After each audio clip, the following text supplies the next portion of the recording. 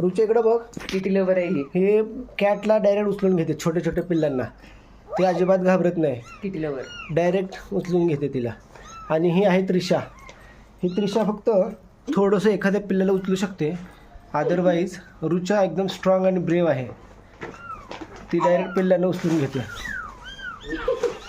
कसे आवाज करतात पिल्ले, क्या क्या. आणि हे बघा रुचा, शो मी रुचा. हां, हे बघा कसे अंगावर पळ आहे त्रिशाच्या पिल्लं, बघू शकता तुम्ही. हे बघा कसं घेते पिल्लाला ती एकदम. त्रिशा पण ब्रेव आहे. त्रिशा सुद्धा कसं, त्रिशाच्या अंगावर सुद्धा एक पिल्लू बसलेलं आहे. आई कॅट आली बघतो. आई हे पहा पिल्लांना कसं खेळत आहे रुचा. हे बघा डोक्यात ठेवायचे दे हातात आहे का. हां हे पहा पाहिजे मला. सगळं छोटं कोणते हे ग पांढरं. हे बघा कसं त्रिशाने तू बाहेर उचललं आहे पिल्लूला. त्रिशा पण हात लावत आहे त्याला. नुसतं धरू दे, डोक्यात हात लावत नाही, नुसतं धरू दे. हे बघा रुच्याच्या डोक्यावर त्रिशाने कसं धरलंय कॅट. अडकली की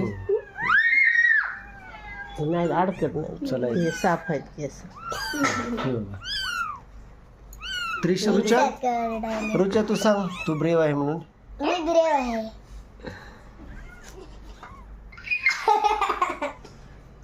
ते पोराला घेऊ दे ना.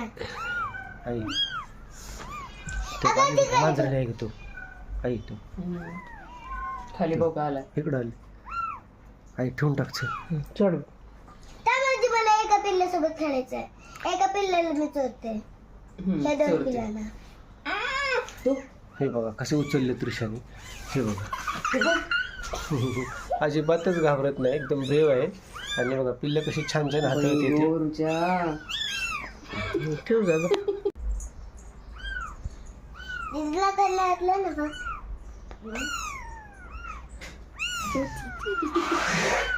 किती क्यूट.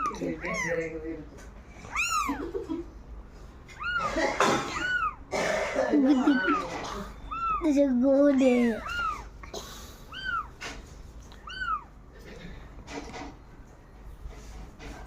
दीदी ही जखण आपण. हे 4 दिवसाची पिल्लं आहेत, म्हणजे 4th डे चालू आहे.